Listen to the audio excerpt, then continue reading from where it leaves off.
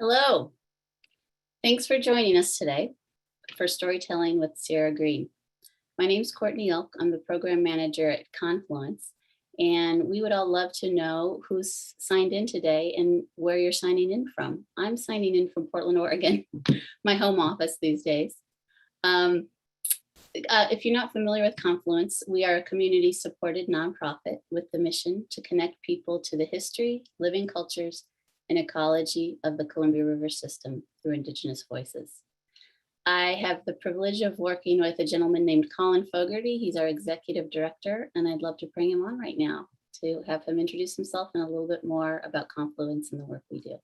Thanks. Thank you so much, Courtney, and thank you to everyone who's joining us today. We've got 56 people and counting, and we love hearing from you where you're calling in from. And I love seeing, too, when people know what homelands they're tuning in from. So thank you for that. So I'm Colin Fogarty, and this is an educational outreach program from Confluence, and we'd like to welcome you and also just thank some of the people who made this possible. First, I'd like to thank Courtney, and behind the scenes is our digital content manager, Lily Hart, running things.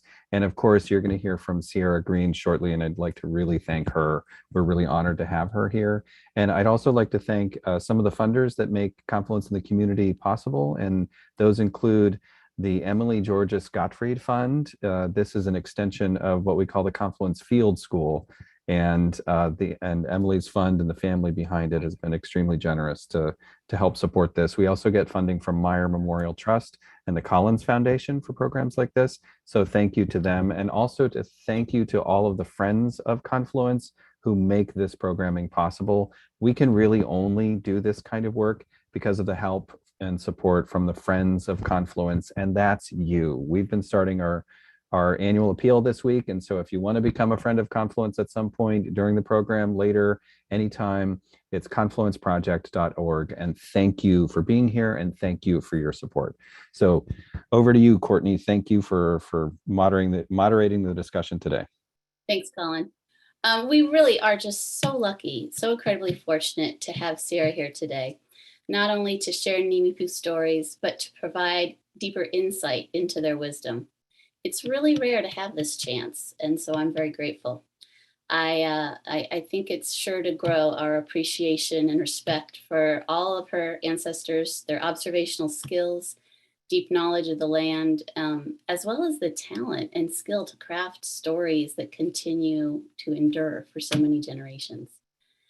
I'm also really thankful to Ciarra's family and to her teachers and all the people that have supported her along the way to get to these amazing places that she's already reached at a young age.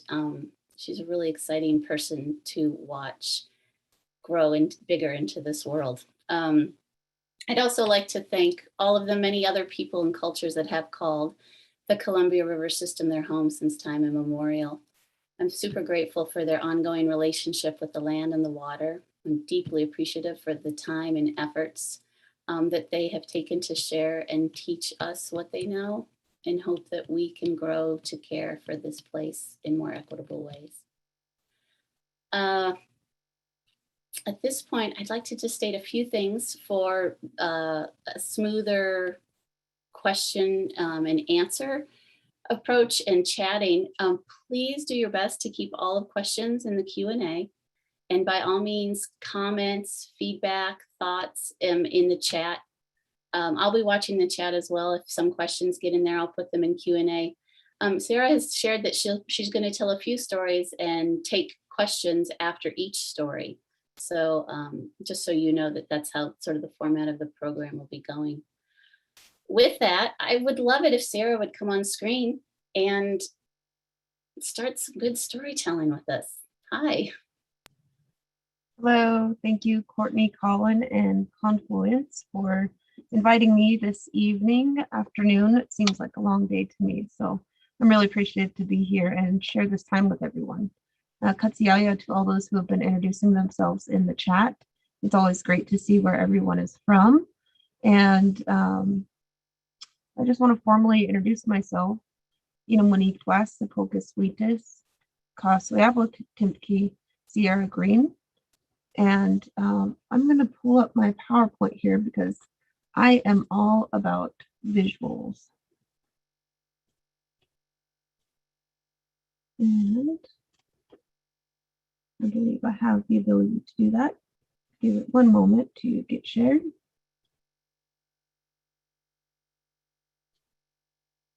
I'll just double check on that. Is it coming up? Yes. It's coming up. Good. Okay, great. Yeah, my computer's a little slow here. And then you can see it full screen there. It's not full screen quite. Yeah. Let me take it a moment. Well, while that tunes up, hopefully. It's full screen on mine, so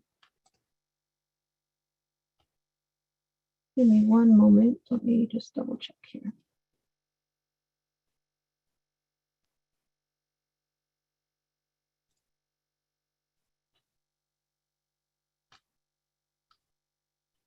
Okay, how about now? Yeah. Perfect. Great. Okay, so I formally introduced myself saying my name is, or I am called Sepulchus Vetus, and Sepulchus Vetus means thing that causes survival. And since this is a session about storytelling, I'll start out by telling you how that name came to be. For us, our names are typically, passed down from somebody, from an ancestor or somebody within our family lineage. And for me, a lot of the women's names in my family were already taken. And my sister and her and my nieces had received their names about a year and a half prior to me. And I had really prayed and gone to ceremonies and asked, what is my name? Because your name provides you with a purpose, provides you with guidance. And so for me, when I had prayed and I had done all these things to learn what my name is, and in a dream, very vivid, more like a vision, this man who had come to me previously in ceremonies, he said, Sepulchus Vetus. And he said that 3 times, just staring me straight in the eye. And I knew that's my name. When I woke up that morning, I asked my partner, I said, do you know what Sepulchus Vetus means or something like that? And he's like, that's really familiar, but I don't really know what that means. And so, of course, I messaged my family and I said, I don't know how to spell in Nimiputim Nez Perce language. And so I tried my best to spell it out, Sepulchus Vetus. And everyone's like, nope, I don't know what that means, because I was way off on the spelling, I'll be honest. I messaged it to our language folks and they said, no, I don't know what that means. Again, the spelling. And finally, I was listening to somebody pray and they said, Sepulchus Vetus. And I said, that's it. That's my name. And so I asked them and they said, oh yeah, that's part of this smaller prayer. And so I went to that smaller prayer that is typed out. And I said, oh, okay. And it's translated and it said something along giving of life. And I thought, well, I haven't had any children. I have not birthed any of my own children. That can't be it. And so I now that I had the right spelling, I went back to our language folks and they broke it down, every little bit of the words, Sepulchus Vetus. And what it breaks down to is thing that causes survival. And I thought, what have I done? What have I prayed for? How could this be my name? There's so much responsibility that comes with that. And since then, I went through all the proper ceremonies to receive my name and to announce that this is my name, that this is what I'm to be called, and this is what, is my purpose. And ever since then, it's been really a journey in living up to that name, thing that causes survival. And I try and really, hold myself accountable to that in all the things that I do, whether it be storytelling with the Confluence, giving a presentation with the American Geophysical Union, which maybe some of you heard Courtney reference in a previous presentation, or just in my classroom at Northwest Indian College, in my family, you know, making sure that I take my nephews and nieces out to hunt and fish and gather, causing survival, and not just survival of my family, but our community, and really, most importantly to me, our homelands. And so I'm going to share some stories today that talk about our homelands, our culture, who we are as Nimipu. And of course, I always want to start out with a land acknowledgement. And there's a formal land acknowledgement written there for Northwest Indian College that I developed. And I know that's been a discussion with some of you in the past, is this land acknowledgement. And, you know, for me in developing this, I really thought about Northwest Indian College and what's our mission. But for me, myself, when I think about land acknowledgement, oh, when I wake up in the morning and I see that sunrise and I see that wind pushing the leaves around and that dew on the grass. And that's, to me, is I see you, I recognize you, I acknowledge you today in this land, in this place. And to me, it's so important to think about the generations that have stewarded the places that we call home, that we are put our feet upon. And on that bottom left picture, this is my Auntie Bridget. She just turned 50 this year. And they have been fishing there since, you know, these guys were little, and since our grandparents were little. This is us a couple years ago, and still fishing in that same place, still going to that same place to take care of the salmon, to meet them and greet them, welcome them back home, acknowledge that place and all the generations that have been there and put their feet in the water, swam, caught the salmon, smelled the cedar trees. All the different things that we experience in these places, I always like to acknowledge. And maybe it takes me longer to get up and down the river because I'm stopping at every plant, acknowledging, hey, we have this plant here, we have this plant here. Oh, look at that bird, look at this bird. Did you guys hear that one? Look at the beaver chews on the side of the banks. You know, really taking time to acknowledge the land itself, and not always just the people who have stewarded it, but also the people who have stewarded it. So those who may or may not be familiar, it sounds like there's a lot of Portland folks. You can see yourself there on the map to the left. And I'm currently located just about here. You can see my mouse at the corner of what's the present day Nez Perce Reservation. And this dark tan is the Columbia River Basin, the Greater Columbia River Basin. Some of you may not know that the Snake River goes all the way over into Wyoming, and that the Columbia River goes all the way up into Canada. This is the Columbia River Basin, and to me, this is what I consider our homelands. Because if you've been in this area, scientifically dated back 16,000 years, I'm sure we traveled all the waterways that we could to see what was on the other side. Where does this water go? Where does it come from? So to me, that's what I consider our homelands. The Indian Claims Commissions have a different definition. And in this light green is our 1855 homelands that we signed and reserved within the treaty. Later on in the 1863 treaty, or the Thief Treaty, our homelands were reduced to this small size reservation that we have today. Fortunately, the Nez Perce, the Nimipu, we reserve the right to fish, hunt, and gather on our usual and accustomed areas, which has not clearly been defined on a map. But to me, that encompasses all of the Columbia River Basin. So I wanted to just share that for a frame of reference for the stories that I'm going to share today. It looks like something's loading up here. Give it a second. Yeah, like I said, unfortunately, my computer is just so slow.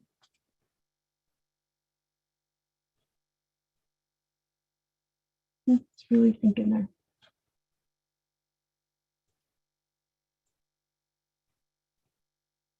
You may just have to just bypass that slide.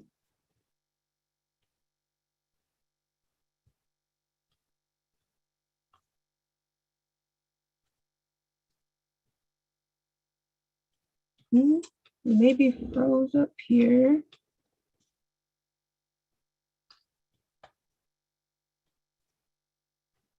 You all can still see me, at least. Oh, yeah. He can see you. Okay. We're not going anywhere. Okay, good. Yep, looks like there's a little bit of a glitch here on the PowerPoint. If you need me to share your slides, I'll just let me know and send them over. Yeah, I might just pop onto this real quick.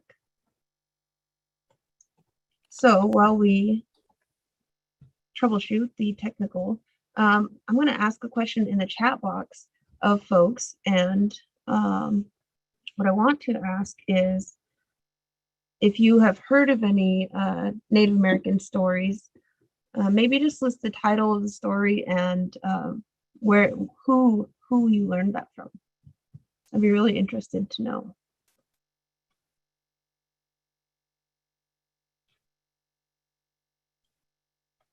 Okay. And now I can't see you guys at all, so just give me 1 second to hop on this other.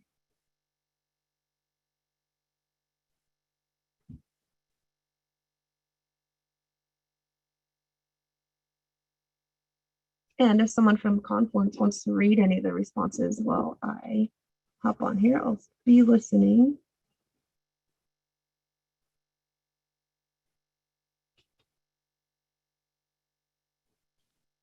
Let's see. Got lots of great people signed in, lots of hellos. Happy to be here. Thank you. Ooh, thank you. Let's see. We have Raven Steals the Sun, a book. Coyote and Blood Monster. Is it Ane Rovetta? Bridge of the Gods, shared by or authored by Mother. And let's see, Sky Woman, Robin Wall Kimmerer. Of course. Ed Edmo stories. I've heard a few of those too. They're good. Oh, I love this. Oh, Grizzly Bear's Curse on Cottonwood Trees by Greg Archuleta. That's another good one. Oh, cool. Great. Yeah. Pawnee Hero Tales, a book. Ed Edmo sharing about She Who Watches. How Coyote Got His Yellow Eyes from a friend who grew up on the Nez Perce Reservation. Black Beetle Old Woman comes from somewhere in the Southwest. It's a recording. Sagali. Is that Taslagal? But that's a different spelling that I am even more challenged to pronounce. Origin story from a local artist. Is it Ane? Harvest Moon stories. And Ed Edmo shares, I learned many legends from my father and adapted them for Tears of Joy Puppet Company in 1997. Yay. Yeah. Another person named Courtney chimed in and said, yep, she knows Ed Edmo stories as well, and also some from Will Horniak. Oh, and Corinne Wilson Weewas, Legends of the Northern Paiute. Yes. Awesome. Yeah. That sounds like a good collection of folks with stories. Oh, they're really coming in. They're still coming in. Let's see. Yep, people are into this. The Trial of Pato from Grey Wolf. Legend of Multnomah Falls. Let's see. Ed Edmo shared with someone that Coyote created the Columbia River Gorge. Josiah Pinkham, Origin of Salmon and the Other Animal and Plant People Agreeing to Feed People, Provide Tools, etc. Awesome. You guys are on it with the storytelling references. And yeah, I'm impressed. Yeah. So I'm going to try this again. I'm just going to try this.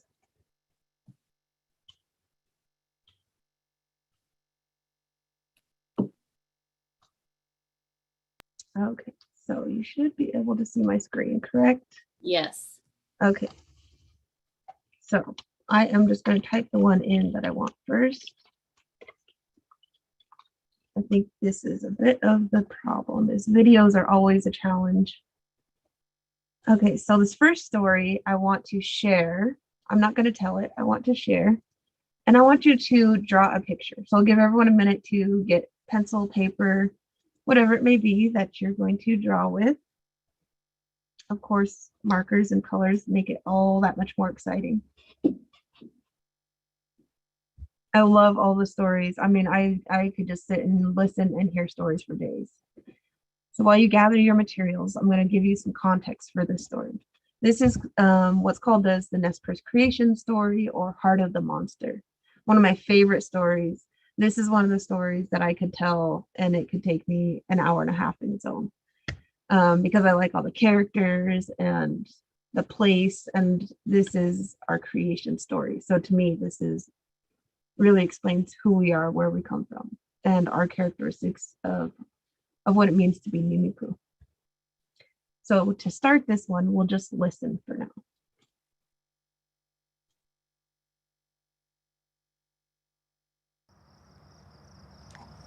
This is the story of Ciarra, the coyote, and Ciarra, the great monster, whose hardened heart lies in front of you. It happened many years ago, long before the people came, when only animals lived here. Once upon a time, Coyote was building a fish trap on the river when he learned that a great monster was eating all the animals. So Coyote set out to see what he could do. Along the way, he took a bath and dressed up to make himself tasty to the monster. Climbing up the ridges, he looked out over the land. Suddenly, he saw a great head. Mounting off into the distance loomed a huge body. Coyote had never seen anything like it. The monster could not see him because Coyote was painted brown like the swaying grass. Using rawhide ropes, Coyote tied himself to 3 mountains: Pilot Knob, Cottonwood Butte, and the 7 Devils. Then he called out to the monster, "You have already swallowed all the animals. Why don't you swallow me too, so I won't be lonely?" The monster did not know that Coyote carried with him a fire-making kit, 5 stone knives. So the monster inhaled like a mighty wind. He inhaled so hard that the ropes broke, and the coyote was carried right into his gaping mouth. Coyote looked around as he walked down the wide throat of the monster. Seeing many bones, he thought, many animals have been dying. Just then, Hohosn, the grizzly bear, rushed at him, roaring and growling. Coyote said, "So, you make yourself scary only to me," and he kicked the bear on the nose. That is why the grizzly bear has a short nose. As Coyote continued along toward the heart of the monster, Wachpusn, the rattlesnake, rattled at him threateningly. "So, only toward me you are vicious," said Coyote. Then he stepped on the snake's head, making it flat. It is still that way today. As Coyote walked further along, the animals began to greet him. When he finally reached the heart, he cut slabs of fat from it for the animals to eat. Then he built a fire with the flints he had brought. The smoke drifted up through the monster's eyes, ears, and nose. With his stone knives, Coyote began slicing out the monster's heart. One by one, the knives began to break. But he kept on cutting.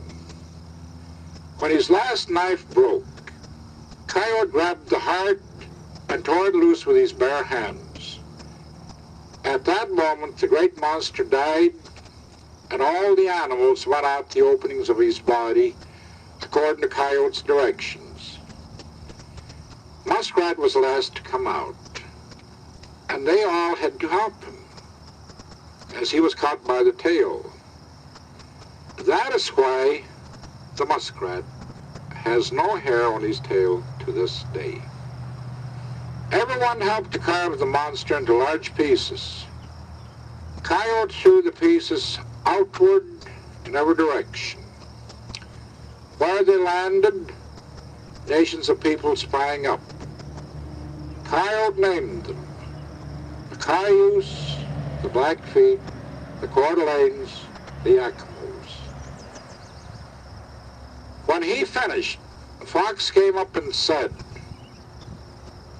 "What is the meaning of this, Coyote? You have used up the body of the monster and given it faraway lands. Is there nothing left for this place?" "Well," snorted Coyote, "why didn't you tell me this before?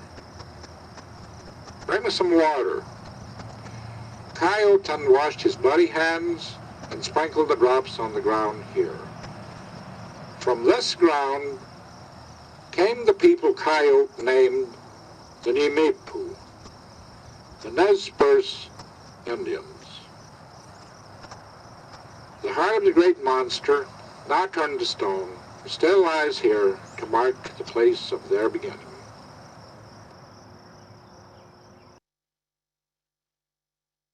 Okay, so I really like to share that story. I really like to share that story with children and really get into character, acting it out, especially Itsy Yaya. I don't know why I really like to be Itsy Yaya when I tell stories, because maybe because he's so charismatic and there's so much that, he's got a lot of things going on. If you could just pick up the little strands here and there.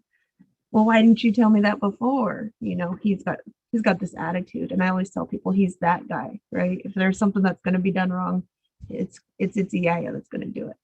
And so while you guys are also thinking about your drawings, that was about a 5-minute video telling of the story at the site itself, where the monster still lies, up here towards Kamiah, Idaho, along the Clearwater River. It's right there on Highway 12. You can't miss it if you're looking diligently. And I always stop whenever I'm going eastward to Montana, and I always stop at the heart of the monster, and it always makes me smile. It always makes me feel good, and it's also a little bittersweet, like, okay, I'm leaving this place that is our creation place. But I wanted to read another story. I'm going to read the same story written a little bit different, and this is why I'll tell you a little bit about it afterwards.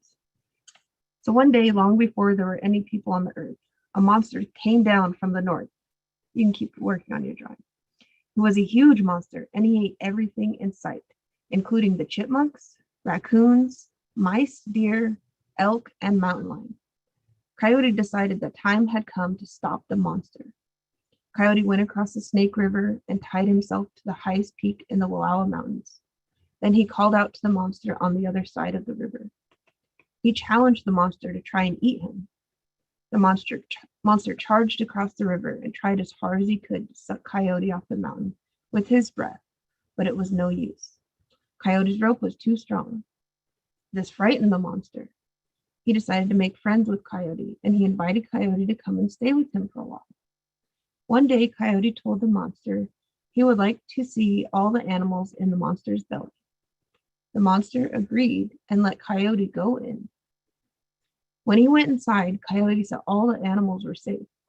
He told them, get ready to escape. With his fire starter, he built a huge fire in the monster's stomach. Then he took his knife and cut the monster's heart out. The monster died a great death, and all the animals escaped. Coyote said that in honor of the event, he was going to create a new animal, a human being. Coyote cut the monster up in pieces and flung the pieces to the 4 winds, where each piece landed, some in the north, some to the south, others to the east and west. In the valleys and canyons and along the river, a tribe was born. It was in this way that all the tribes came to be. When he was finished, Fox said that no tribe had been created on this spot where they stood. Coyote was sorry he had no more parts, but then he had an idea. He washed the blood from his hands with water and sprinkled the drops on the ground. Coyote said, here on the ground I make the Nez Perce. They will be few in number, but they will be strong and pure. And this is how human beings came to be. So a little bit different version of the same story. And again, when I tell a story, I really get into the detail, especially like Ciarra kicking a grizzly bear on the nose and making it flat, and all the different things that happen in that. And I love that the more people I hear tell a story, the more parts I can weave into how I like to tell a story. You know, stories have always evolved but kept the same values, right? They always keep those same values, those same lessons. Some may be familiar with some of the Western stories of Hansel and Gretel, or Humpty Dumpty even, you know, same story. Sometimes the rhyme is different, but it has the same lesson and the same rhyme and reason a lot of times. And so I like to start out with that story because that tells us who we are and where we come from, where we were created, and all the things that transpired in that time for us to be here. I always have appreciation for Ciarra, for him for doing that for us. Here's one of the pictures, and I'm going to invite you all to share your pictures of Vast Confluence to set up a place where you guys can upload the picture that you drew. This was a picture from one of the kindergartners that I had in a camp, in a day camp. And I really just love this picture. Is one of my friends' little brothers, and you know, just the imagery that our youth can see. You know, he knows this place. He knows that heart of the monster, where it is at along the Clearwater River. But for him to see and draw to me what he sees when he hears that story was just really powerful. This big monster, and it's Ciarra, they're cutting out the heart. I just love that. I love the imagery that we can all come up with. So a lot of our stories, they tell about these places that are still here today, right? These aren't just stories that happened a long time ago, or when we start stories, we say, Wakipa. That means it happened a long time ago. If I want to say something happened a really long time ago, I'd say Wakipa, and hold that E a lot longer. That means it happened a long time ago. And I'm going to stop before I tell this question, because what are the lessons of the creation story in my perception? Well, in the way that I like to tell it, man, there's so many lessons. One is always Ciarra is our number one teacher. There's a story that Josiah shared recently, and many have shared over generations about, you know, how all the animals came to be and what their role was. And it's kind of hard to like answer this question without having to tell another story. That's the way stories work. And in telling and answering this question in that story, all the animals stepped forward and said, well, I'm going to be like this. And they qualified themselves to have these qualities, these characteristics. And then so-and-so, you know, bees came up and said, I'm going to be like this. And elk came up, and moose and sturgeon and butterfly and eagles. And everyone came forward and said, this is how I'm going to be. Ciarra was late to that meeting, that council that was held. Again, right here on the Clearwater River. He was late, and by that time, again, if you can imagine Ciarra how he is, he was like, well, I'll be like Nutzel, I'll be like salmon. I can swim. And he jumps in the water and tries to swim, and he can't swim like salmon, you know, so effortlessly. And he wanted to be like so-and-so, and wanted to be like so-and-so. All that to say, in answering this question, is when it came down to it, Ciarra couldn't be like anyone else. His role was to be our teacher. And so in thinking about what lessons are in the heart of the monster story, there's so many lessons about humility, right? It's easy to laugh at Ciarra for being like, the way I tell it is, he's like, I knew that Tulipa, I knew that fox, I was gonna do that, you know, real cocky, and he really teaches us a lot of humility. And there's a quote, and I usually have it in my presentations, but it's from Tuhuozu. I belong to the land out of which I came. The earth is my mother. And to me, that quote absolutely just embodies this story of coming from the heart of a monster, the heart that still lies upon the land. This is where we come from.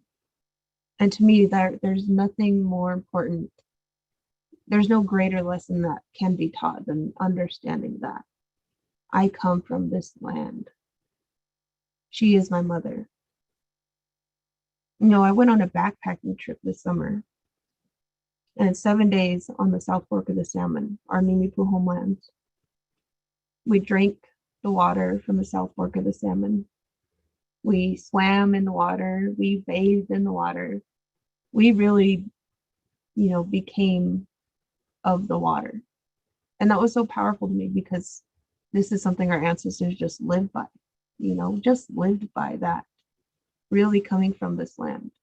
And so that Heart of the Monster story always brings me back to that point. And maybe that's why it's a little bittersweet when I leave what I've known as my homelands. Leave this area that's so familiar to me because I'm no longer where I came from. I'm somewhere new. And I don't have all that same knowledge of this place. I really appreciate that question. I haven't thought about it or explained it, I guess, verbally before. And there's so many other lessons that come from the story when it's told. And maybe another opportunity I can tell it in its full effect. Again, it's like an hour and a half long story. This story here, Ant and the Yellowjacket. Our tribal language department has this really great book that they created. Let's see if you can see it on here. I know it's reversed. Pomsoy Ka Alatello, Ant and the Yellowjacket. So I'm going to tell this story. Actually, this one I'm going to read as well. Because the way this is a story that's on Highway 12, it's between where I'm currently at and where I reside in Williston. And Ant and the Yellowjacket, in this story, I'll tell you the brief, what I've always known as a story is these two were fighting over a piece of salmon, even though the salmon were running all up the river. They say your salmon used to be so dense in the rivers you could walk across the backs of them. So imagine that at this time. And these guys are here fighting over a piece of salmon. Yaya came and said, "You guys stop fighting. You stop fighting over that salmon. There's enough for everyone to share." But they didn't. And so when he came back, he turned them to stone. We'll see if that happens here. So they're still up on that hillside today, still locked in their fighting positions. The story in the book says, and this is a really great resource, I am of this land. I don't know if you can find it online anymore. The Yellowjackets and the Ants all live together on the hillside about 10 miles above Seminicum, Williston, Idaho, on the Clearwater River. The two families were quite friendly, although every once in a while, members would get into an argument, which is no more than natural. There's quite a bit of jealousy between the chief of the Yellowjackets and the chief of the Ants. This was not real hatred, but each saw to it as his rights were not harmed. On the whole, the two bosses got along pretty well, considering their gossiping wives and their many children. Chief Yellowjacket was used to eating his meals on top of a certain rock, and he liked dried salmon the best. One day he was seated on this rock, calmly eating a big dish of dried salmon, which his wife had set before him. Along came Chief Ant, and seeing Chief Yellowjacket calmly eating his dinner, he became very angry. It is true that here were other rocks around him for him to use, and he could have had dried salmon if he wished. But just the sight of Chief Yellowjacket made him very angry. "Hey there, you Yellowjacket," he shouted at him. "What are you doing on that rock? I have just as much right there as you. You can't eat there without asking me." Chief Yellowjacket looked up in surprise. "Why, Ant, what are you shouting about? I've always eaten my dinner on this very rock." "That makes no difference," said Ant. "Why didn't you ask me about it?" Yellowjacket had by this time become very angry too. He rattled his wings and snapped his legs and yelled, "None of your business, you little runt." "Don't call me a runt," shouted Ant. "Nobody can insult me that way." So saying that, Ant climbed up the side of the rock and he and Yellowjacket began to fight all over it. They fought face to face with arms locked about each other. They reared up on their hind legs, biting and poking for all they were worth. Suddenly, a great voice boomed out. "Here, you, Ant and Yellowjacket, stop that fighting." It was Coyote, who happened to be passing down on the other side of the river. He had seen them struggling, but neither of them heard him because they were too busy fighting. Again, Coyote shouted, "You, Ant, and you, Yellowjacket, I order you to stop fighting. My subjects cannot fight. There's plenty of room and plenty of food for all of us. So why be foolish?" This time they heard, but neither of them would stop. A third time, Coyote warned them, "This is the last time I'm going to tell you now. Stop fighting, or I shall turn you both to stone. You will no longer be great, for the Latituit human beings are coming." They paid no heed, so Coyote just used his magic medicine, waved his paws, and just as Ant and Yellowjacket were arched together, Coyote turned them to stone. To this day, they remain for all to see, locked in each other's arms on top of the big rock where Yellowjacket ate his meals, but which became a battleground because of greed. Again, a story full of lessons. Ant and Yellowjacket. This is something I remember my dad pointing out to us often as children driving by. Ant and Yellowjacket. It was always a good reminder to us, we always share. If you don't have enough to share with everyone, then you don't eat it then. You don't play with it then.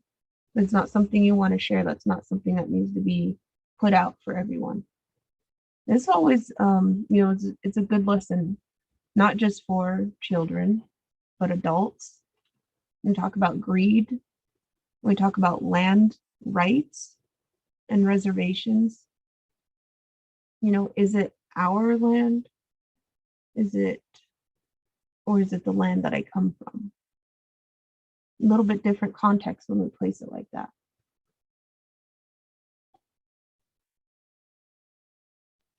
This next story talks about Ciarra, Coyote, and Tuxbull, beaver.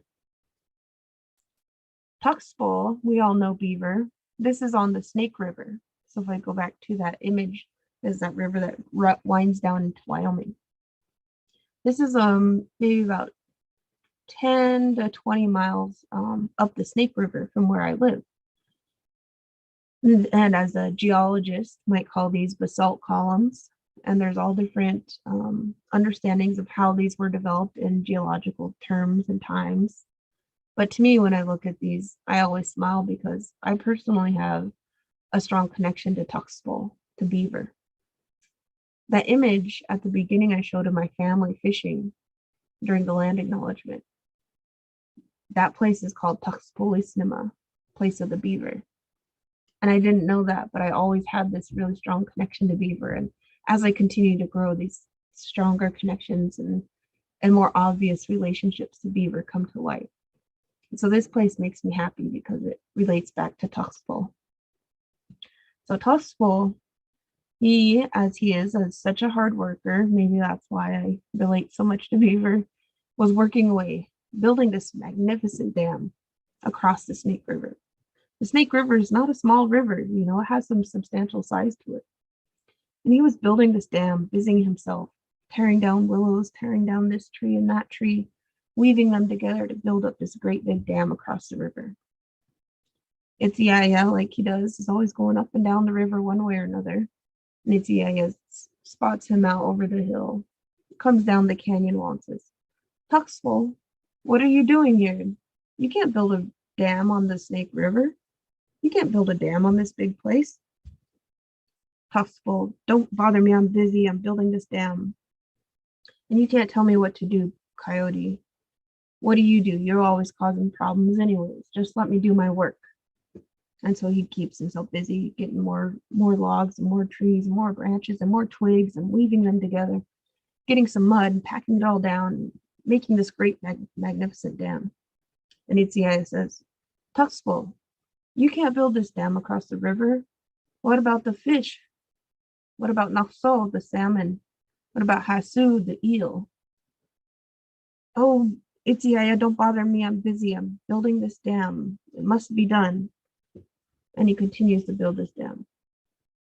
He didn't listen. He didn't listen. And eventually, Itziaya couldn't even get him to look up from his work to pay attention.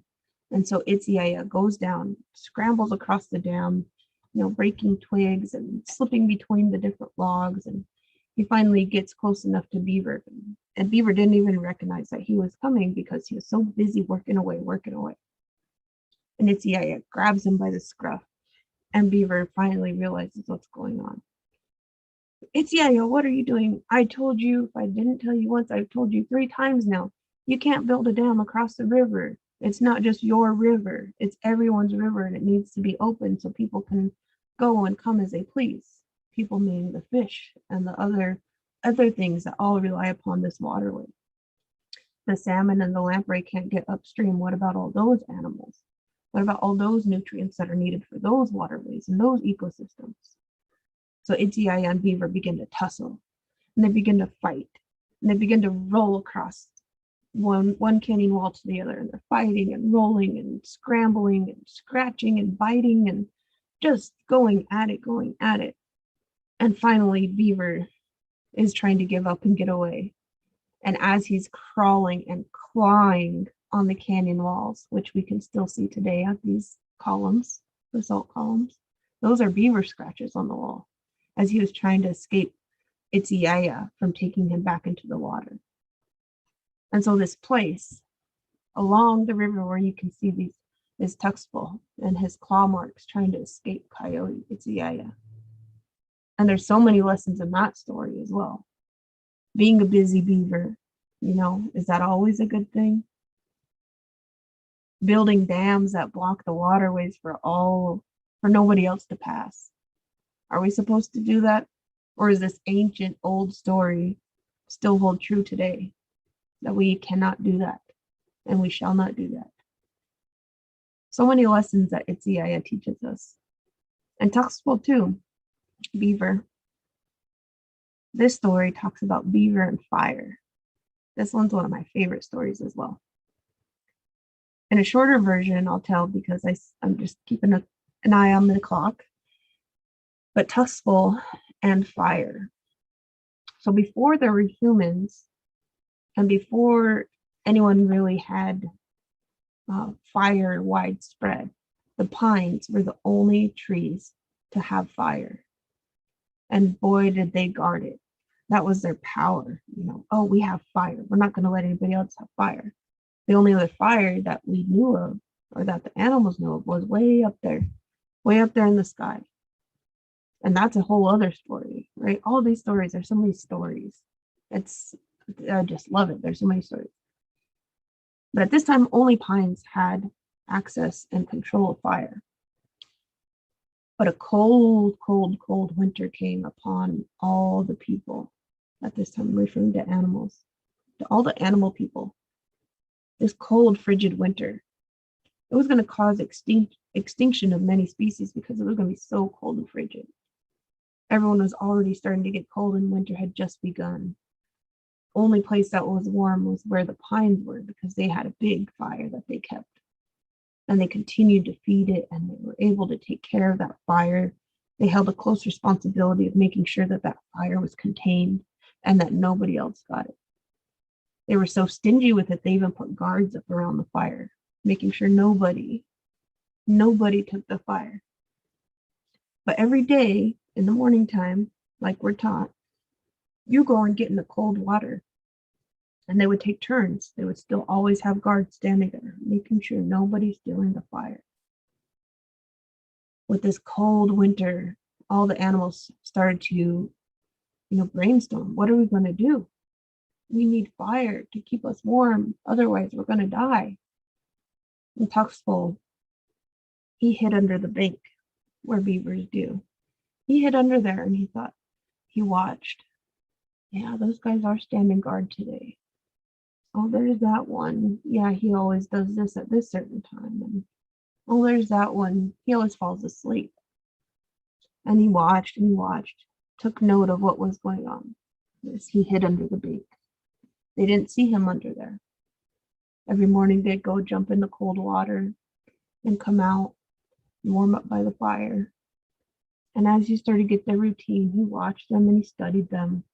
And as he was doing this, one day, a live coal that was on fire rolled out from the big fire.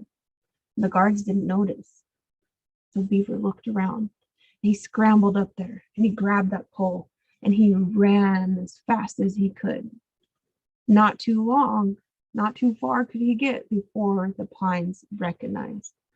Tuxbull has the fire! And they began to give chase. They chased Tuxbull as fast as they could to catch him, trying to get him because they did not want anyone else to have that fire. They were so stingy and greedy with it. It was their power. And as Beaver, Tuxbull, began to take a lead, when he would get a great distance ahead of them, he would run straight. He'd run straight so he could get away as fast as possible. But the pines, all the pines were giving chase, and they would catch up at points. So then he would start to dart side to side to try and get, lose them left and right. But like you can imagine running from something. Again, they would fall back a bit, and so he would run straight again for a great distance. And then they would catch up again, and he would dart from side to side, trying to lose them in the great chase. Well, that place that he was running, you can still see where he left his trail from his big tail, cutting through the canyon walls, darting from left to right, and then running straight for a distance, and then darting left to right. You can still see this on the landscape. You can still see the pines as they begin to die off little by little and coming across this landscape. This landscape is in Northeast Oregon on the Grand Ronde River. The Grand Ronde River, if you look on a map or you Google Earth or anything like that, you can see Beaver's great chase that he gave away from the pines, stealing that fire. Once Beaver, the Grand Ronde winds and goes until it empties into the Snake River, not too far from where I live. Where it empties into the Snake River, Beaver crossed the river with his coal, still looking over his shoulder, making sure they weren't chasing him. There was one cedar that had joined the chase along the way, not thinking that he'd ever be able to catch Beaver. He just wanted to see what happened. And so as Beaver got to the Snake River and crossed, Cedar ran up the hill and he told the pines, "We're not going to catch him. He's gone." But Cedar still sits up there today to see what happened, to remind us what happened when we're greedy, what happened when we are able to take care of things appropriately, like Beaver, really sacrificing, a lot to go and get that fire to share with others. After he crossed the Snake River, he shared it with the willows, he shared it with the birch, he shared it with all these other trees, the cottonwoods and the pine, or the firs and all these other trees, the cedars. Everyone now could have fire. Everyone could make fire that was given this power in this time. That was thanks to Beaver, Tuxbull. And a lot of people think, okay, Beaver, fire, that's a nice story, but what's that really got to do? There's definitely lessons embedded in there. But when we think about ecology, the word ecology was coined by a German zoologist, Ernest Haeckel, who applied the term oekiology to the relation of the animal both in its organic as well as its inorganic environment. The word comes from the Greek oikos, meaning household, home, or place to live. Thus, ecology deals with the organism and its environment. The interactions between individuals, between populations, and between organisms and their environment form ecological systems, or what we know as ecosystems. But what does this story about beaver and fire have to do with ecology? This is the beauty of it. Our stories have so much knowledge embedded in them if we only take the time to understand them. Our stories always teach about values, always have some lesson of values. And a lot of times, maybe we don't understand. Sometimes it has really old humor that's like doesn't make sense anymore. And this is one of those stories. You might hear that story and think, okay, beaver stole fire from the pines.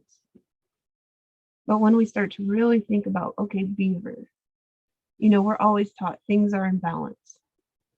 When we get a gift, like I mentioned before we came on screen, when we're given something like knowledge, then it's our responsibility to pass that on. When we're given a gift, it's our responsibility to take care of it. When we harness something like fire, it's our responsibility to keep it contained or to make sure that it's only spread accordingly. And so the American Geophysical Union, this international science union organization of over 130,000 scientists across the world, published this article in their EOS magazine, a monthly magazine that comes out.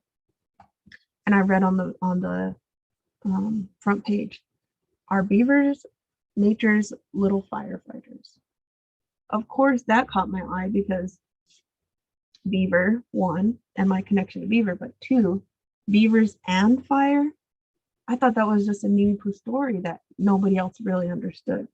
But to see this on an international scientific level really piqued my interest. The subtitle there says, "It's about damn time. Beavers are acknowledged for their firefighting skills in 5 recent blazes."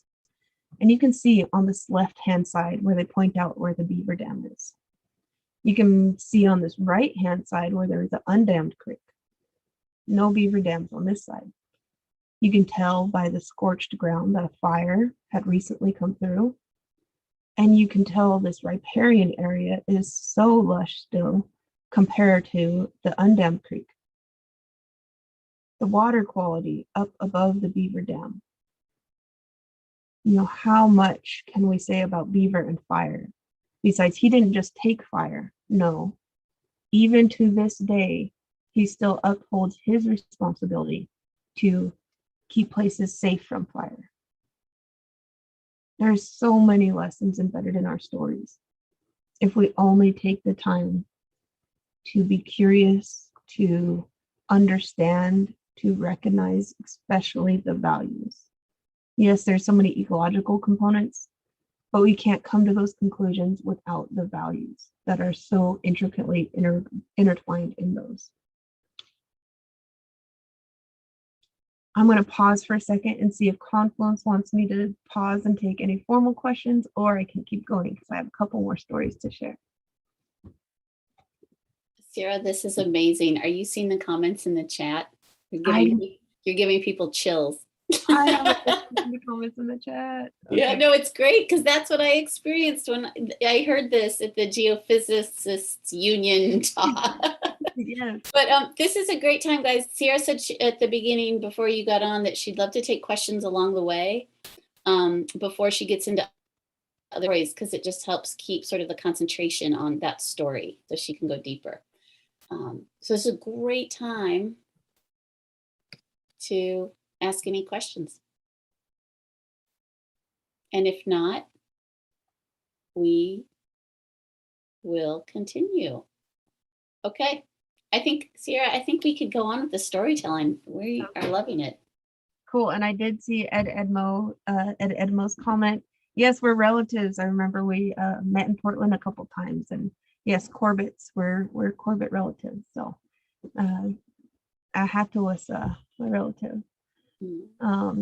So this next slide, I gave that slide on the definition of ecology.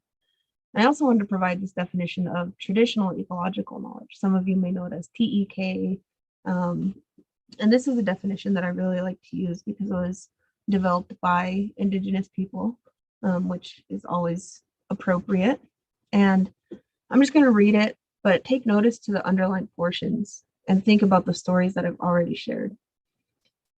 Traditional environmental knowledge is a body of knowledge and beliefs transmitted through oral tradition and firsthand observation. It includes a system of classification, a set of empirical observations about the local environment, and a system of self-management that governs resource use. Ecological aspects are closely tied to social and spiritual aspects of the knowledge system. The quantity and quality of TEK varies among community members, depending upon gender, age, social status, intellectual capability, and profession, hunter, spiritual leader, healer, etc. With its roots firmly in the past, TEK is both cumulative and dynamic, building upon the experience of earlier generations and adapting to the new technological and socioeconomic changes of the present. And I love to talk about this definition because there's so much into it. There's so much description that goes into it. You might think, how can this be a definition when it covers so many things? That is what TEK is. It really isn't something that I can just tell you a story and now you understand. It requires that you personally experience it firsthand. How can I teach you about using medicines like the potoswe that I have at my desk? How can I teach you about that if you don't know what it smells like? If you don't have that feeling in your not just in your brain, but in your spirit when you smudge yourself with it. It's that firsthand observation and experience. And so I really like to share this quote from Dan Wildcat in Power and Place. If you haven't been able to read that book, it's a pretty heavy literary book, a philosophical book, but written by Dan Wildcat and Vine Deloria Jr. It is not enough to simply collect oral histories, study the language, learn the tool-making procedures, and know the arts and crafts of our Indigenous societies. All of this being done ought to be done, but we must explore experientially living in the world. We must go out and see the rainbows. We must go out and smell the plants, feel the water. Is it cold? Is it hot? We must go out and see these places, build a relationship with these places. Over here is a story of where that council happened that I talked about, where all the animals came forward and classified themselves. This is where that story took place. Those boulders are part of that story. Over here is a story that's called Elbow Baby or Sleeping Chief. Down here, there's a handful of other stories. This is Highway 12. This is, on this end is where Lewiston is, and this is driving past out here to Lapway. We have to experience these things firsthand. And in Nimipu, we follow what's called the seasonal round. We do things in seasons. At certain times, there's certain things that we do. And we follow the seasonal round in our activities and our way of life. And thinking about stories, yes, our traditional stories are so powerful. But what about our own stories? We have to continue to live this way of life, to keep this connection to these places, to uphold those values. That's what makes those stories living. It's not just a story that happened a long time ago. It's not just a storybook. These are stories that still live today because these places still exist, because we still exhibit these values that are embedded in these stories. This is my family. This is Taxpoli Snima, the place where we're fishing, the place of the beaver. Our boys packing some frozen salmon. I can tell Tanner's not too happy with it being cold. Doing these things, living this life, all falls under this TEK, oral tradition, firsthand observations. There's a social and spiritual aspect. It's cumulative and dynamic, generational, adaptive to new technology. All these things are part of TEK.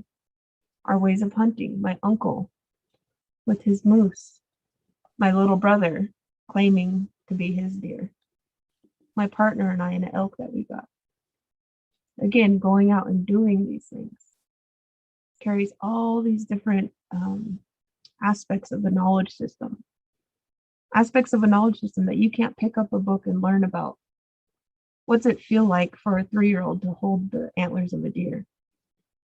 Can you find that in a book? Or do you have to experience it and witness it? Look at that smile. He was so happy, and he's still so happy. Now he's 7. He's ready to get his first deer. He missed about 6 deer the last time we went out hunting, but he got a grouse, and that was his first grouse. And he took a bite of the little tiny heart, and we showed him how to take care of it. And he said, we're going to have it for dinner tonight. See, make sure you can stay for dinner. He was so excited because he understood those values that your first kill you have to share. You give out to people. You know, a little grouse, there was enough for all of us to have a bite. And he was just so proud. I was so proud to be there to witness that. You know, my little brother growing up, my little brother growing to love this way of life, to understand these values. You know, you don't shoot all the grouse that's there. You get the one, maybe two, if there's a lot of them. You know, these values that have sustained our society, our Nimipu society, for thousands of years. I like to show this video while I talk about what it is that's happening in it. Nope, it might not play. Wasn't meant to be. But what it's showing is us digging up roots and the sustainable practice that is part of that. The root that I was about to dig up the root. I plant those seeds back in, cover it up. The tool we use is a tukis. The tukis you can see here. Real thin digging stick, not a big shovel that's obtrusive to dig into and cut the earth with. This one slides in right under the root, pops it up. Plant all those seeds back in. We don't dig when they're flowering. Those flowers are beautiful. Those flowers provide food and nourishment for pollinators. It's part of their life cycle to go through that pollination. If we dig it up when they're flowering, then what? Where are the seeds? There's no seeds for the next generation to develop. We learn these things through oral tradition by going out and doing. This is a picture of an elder woman digging camas. Many of you may be familiar with camas. That word comes from our language, camas. Camas is where that word comes from. And it was one of our staple foods. This is my grandma Geneva. She's the one who taught me how to dig roots. She's no longer with us. And so I go back to Sepulchus vitis, thing that causes survival. You know, if I didn't teach our boys and my nieces and my sister and my brother and all these other people how to do this, am I upholding my name, Sepulchus vitis, if I don't do these things, if I don't teach what I know? I love my grandma. And I love the fruits of our labor. This is moose, ground moose meat. This is kaki. It's like a potato, carrot type of root. This is celery straight from the hillsides, and onion you can see there as well. All this came from the earth, the same earth that I come from. All of our relatives providing themselves for us to be nourished. And we learn that through our stories. And being out and experiencing things all along the way, you can see some pretty magnificent things. And here we were looking at the camas seeds with our little hand lenses. What do you know? The camas seed looks just like the bulb of camas. We see the beauties of nature. Man, those look good. How beautiful to come across these eggs out in the wild. And see right here is camas. These are seed pods of camas right here. And lupins, you can see squished down. And in here, cleaning up an area, we found a little salamander hidden in this broken light. And picked it up as trash and was just looking at it to shake out some of the dirt, and found this guy curled up in there. You know, it's not always those big, great double rainbows in a panoramic view, but sometimes it's those little things that remind us what comes from this place besides me. All these things, this next generation here of eggs, this next generation here of seeds, this little guy just trying to live his best life, unfortunately curled up inside some trash. You know, our stories teach us about responsibility, accountability, all these things that we're supposed to do to take care of the earth. That was part of that story. Is all these animals came forward and said, here's what I'll do for these clueless, naked beings that are going to come.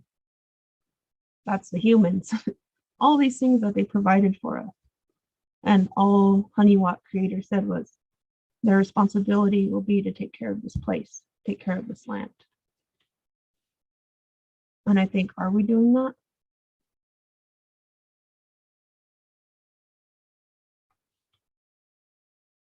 I referenced the book, I Am of This Land, earlier on. And here's a handful of other books.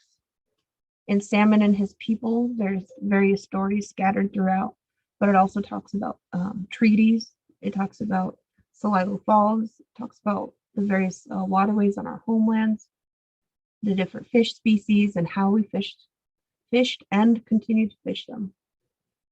Fish and Fishing in the Nez Perce Culture. Really great book. I like to use it in many of my classes, but I also like it just because it has stories. Yellow Wolf, His Own Story, and Lewis and Clark Among the Nez Perce are two stories accounting historic events. Yellow Wolf, His Own Story is about the Nez Perce retreat from the U.S. Army in 1877, and Lewis and Clark Among the Nez Perce, of course, in 1805. I Am of This Land, a Nez Perce nature guide to the wildlife of the Hanford nuclear waste site. In I Am of This Land, there's about 24 stories that feature various animals. It's one of my favorite books, and I like to give it to people if I'm able to get more copies.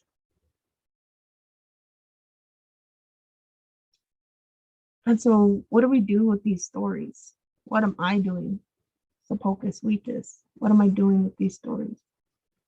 Aside from my job at Northwest Indian College, I have my own business, Sepulchre Sweetus Consulting, and there's a lot of different things I do to my consulting business, but one is Nimipu Nawit.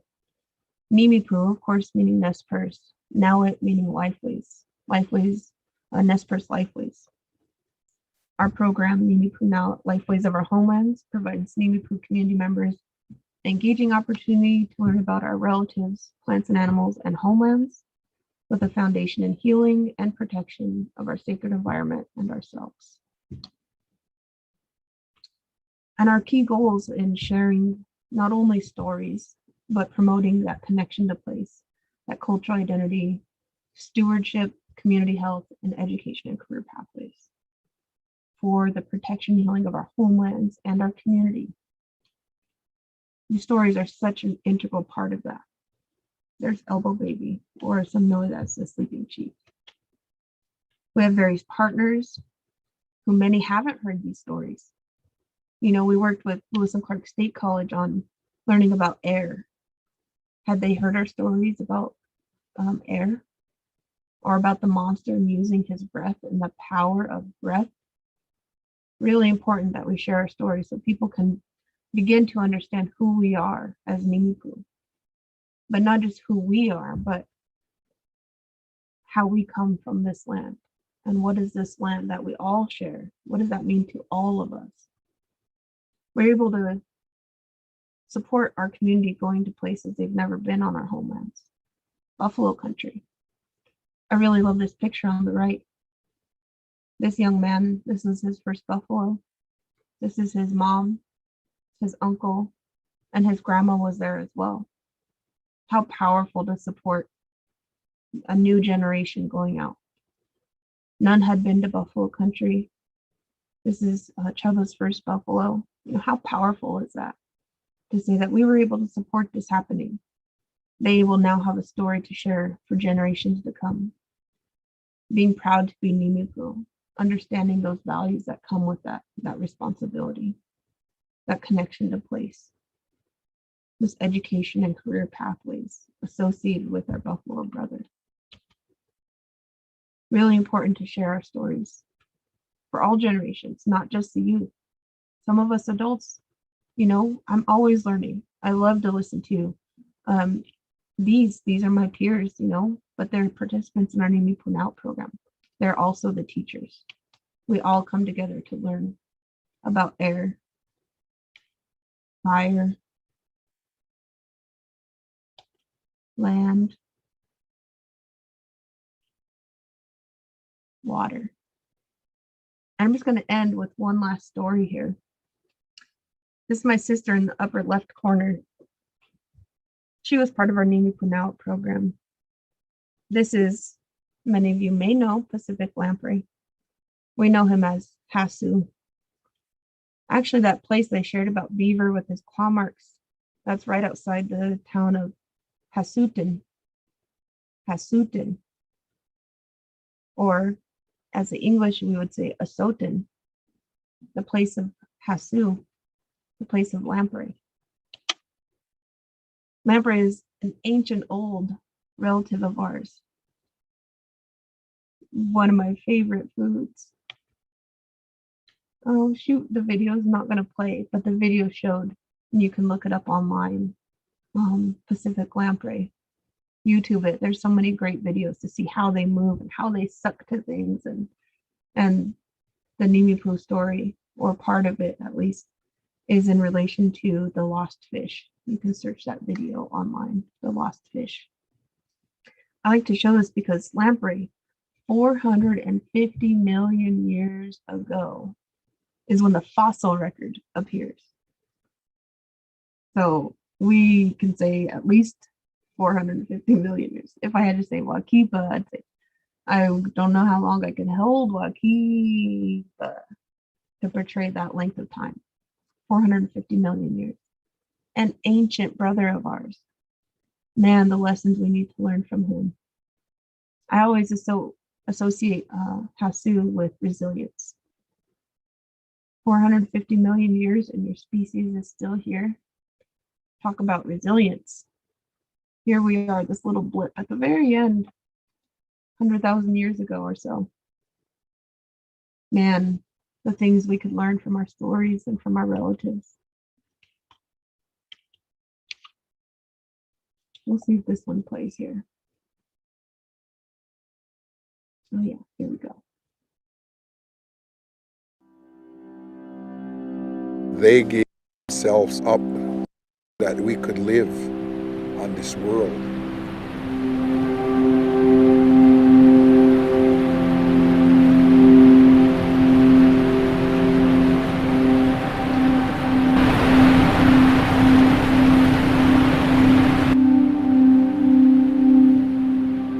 These fish play an important role, you know, and not just to the ecosystem, but play an important role in our life and our culture. What you call lamprey, I guess I grew up hearing all of our old people call them eels. He was a good food source. He was easy to catch. He was plentiful. Spiritually, he's one of us. It was part of our daily life. It was part of our growing up. We just never thought of it, and maybe took it for granted that we would always have this rich natural resource available to us.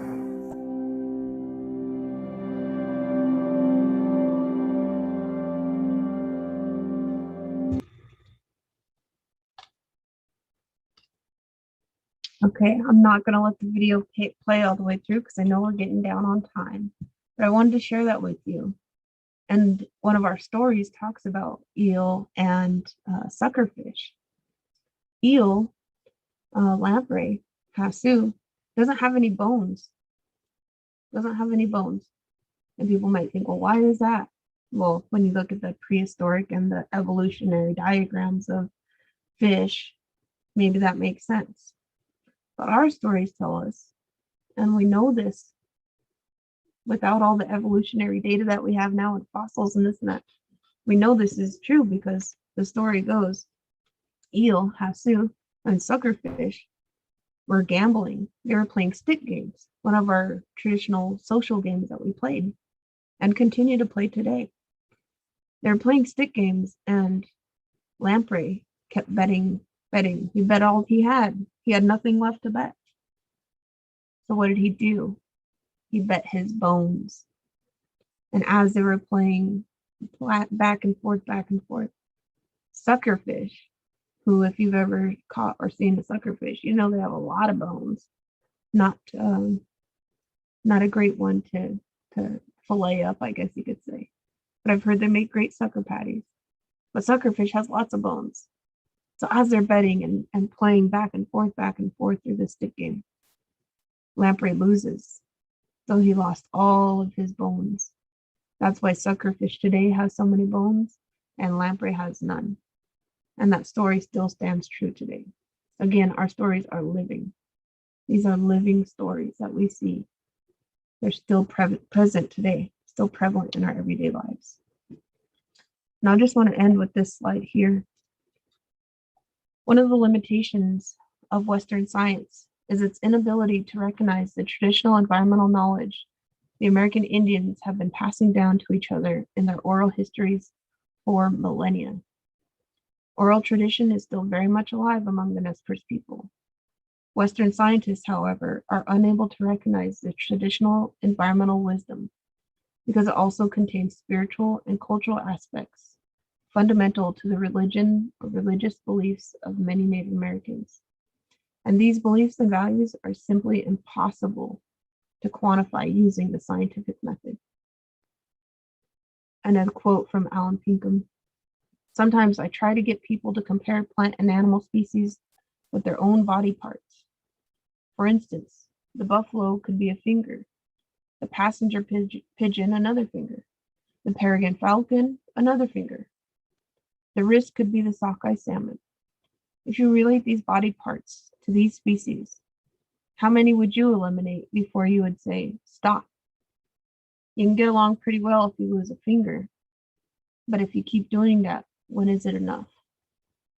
I learned this philosophy from my elders. Even Joseph himself said, I am of the earth. Well, if you consider yourself part of the earth, you won't sacrifice those body parts." That's a quote from Salmon and his people. So when I think about these things and these stories and these experiences, I think about going out. Yes, I sit here and work at the computer so much, so often, but when I get to go out to these places, this is my partner right here fishing down at Rapid River, to go up to the mountains to get wood, to pick huckleberries, to gather medicines, elk hunt, moose hunt, deer hunt, rabbit hunt, grouse hunt, pheasant hunt, just gathering and hunting and fishing and all these things. But it's not always about that. Last weekend I went out. We had a truck full of, one was my uncle and two of my brothers. And then the truck I was in was my aunt and one of my sisters. A male truck and a female truck. And we went out there and we were hunting. Well, the primary goal was to get wood. We saw elk early on. And we spent the day out there looking for elk. Well, we got service out of nowhere. We usually don't get service. My uncle had messaged us, "Oh, we're just getting home. Here, our truck full of women." We were still out there looking for elk. We didn't get elk and we didn't get wood that day. But that memory that we made is so powerful. And being able to take my aunt and my sister to that place, a place maybe my younger sister had never been to hunt or get wood, a place my aunt hadn't been in a long time to hunt and get wood, a place that I frequently go to, to help them gain that relationship to that place, connection to that place, and tell stories about my grandpa and all these other things that we were able to share in that time together. Telling these stories. It doesn't matter if it was a long time ago or just the weekend before when we went to get wood. These stories continue to generate life and relationship to these places. Now when I go to that place, I'll think about how funny my brothers looked getting all excited about elk, or how us girls were making fun of them for being so excited. And then here we were staying out there all day and they came home earlier. Maybe we were the ones so excited. These stories are so powerful for us to be able to share with you all. And hopefully it gives you some reflection on, what stories are you sharing in your professional life, in your personal life, with the youth and children that you encounter and engage with. Listen to their stories. Have them draw a picture when you tell a story. Ask elders about stories. How was it when they were kids? What did they used to do? Do we still do those things? Why or why not? What are the values in containing that and continuing that? There's so many things that stories can teach us and continue to teach us.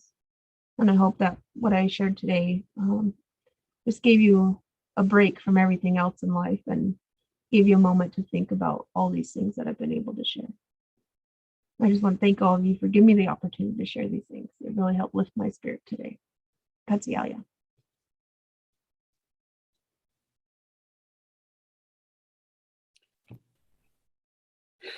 Thank you. You've helped my spirit, I know. And I have no questions, and we don't have any. Oh, there is one question. Great. Oh, the video about the with the eel, was that Willamette Falls? Do you know? Yes. Yep. It was Willamette. It's one of the few places that we can still get lamprey. Yeah. The tribes our tribe, especially as well as the others, are working really hard to bring them back up to places like Hasutin, right? If there's not lamprey there, how can we call it that place? Really important. Yeah. Thank you. Yeah. You covered anything that I would want to ask for people that have come to me asking questions or that they've wondered about in terms of, I just love what you suggested to us right here at this end about how we can think about stories in our own life and our own making, finding and making and holding on to our own stories. Often people inquire, non-native people inquire how I would love to learn some stories that I can use to help teach out in the field. And it's just, it's a sincere and understandable question. And in many ways, there's a lot of digging you have to do into that. You definitely shared ways that we need to think about that for ourselves and what are the stories we're going to tell or how we're going to help people connect. But do you have anything more specific you would want to share so that there's no, to help us make sure we're staying away from cultural appropriation or misuse and disrespect? Yeah, sharing those book references is a great place to start. And there most undoubtedly is books related to where you're at. I know there's there's a place names book for out in the Portland area. Understanding language, that's part of it, the place names and what do those names mean and how do they get those names. Many of the places are probably come from native words and the stories that come from that. So, I definitely appreciate when people are being careful with cultural appropriation, and I'm a big proponent of, making sure that we share these things. And so maybe in the future, maybe there will be a book out by Ciarra Greene, Sepulchre Sweetness, that talks about, our waterways, the Nimipu and our relationship to our waterways and the stories along those waterways, not just the ancient stories, but our current stories. And yes, there are books out there. There are books out there. There's a handful of Coyote books out there that tell Coyote stories from all across the plateau.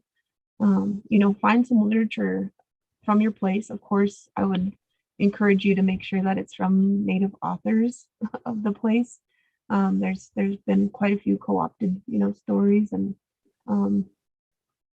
but there's a lot of good resources out there, so you can definitely find them. Great. And that's a great place to start if you're not quite ready to build those relationships, because that's really what it takes, is building relationships to, I've had maybe 5-year long relationship with Confluence. So to do something like this is an honor, but it took time to build that relationship. So just be mindful of that. Well, we hold you in the highest regard and have such enormous respect for everything that you are accomplishing. And we're just happy support you in any way we can. So thanks for helping support us too. Yeah, Katia, thanks for all the comments in the chat box. And yes, I don't have any specific books for the Oregon City area. I'm going to leave that up to homework for you to do. And Seasonal Round is your tribe in the Oregon City, Willamette Falls area. So we are located in that map, that traditional area map that I shared at the beginning. And you can always learn more about Nimiipuu by visiting the Nez Perce Tribe Cultural Resources, asking questions through their avenues. Great. Well, it's been a good hour and a half, thanks to you. Folks, if you're still with us, and if you want more storytelling from across the region, please join us on November 17th. We will be fortunate to be hearing from Wilson Wiwa, spiritual leader for the Northern Paiute Warm Springs Council member, sharing some powerful stories of the region as well. Thanks, and stay tuned. Stay connected. Katia.